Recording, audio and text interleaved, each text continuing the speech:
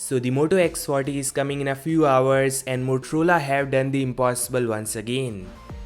So yeah, some live images and official renders of the Moto X40 coming in, showing off a clear look at the first ever quad curve display device with a hole punch selfie shooter. The shocking part is it is gonna have the first ever 165Hz variable display refresh rate, which is something smoother and faster than the 120Hz of Xiaomi, OnePlus or Samsung. So again, curve from all these sides, no two less bezels on top and chin, and high refresh rate. The icing on cake is this device is Ip68 certified, meaning dust or water splash won't damage it, and this video shows how you can even use it underwater without any issues.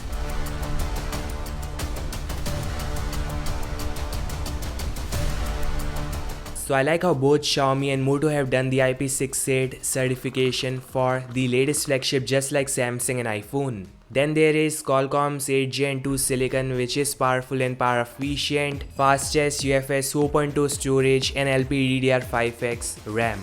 The Motorola X40 max out configuration goes to 12 gigs and 512 gigs of internal storage, so no 16 gigs variant like what we may see in the OnePlus 11.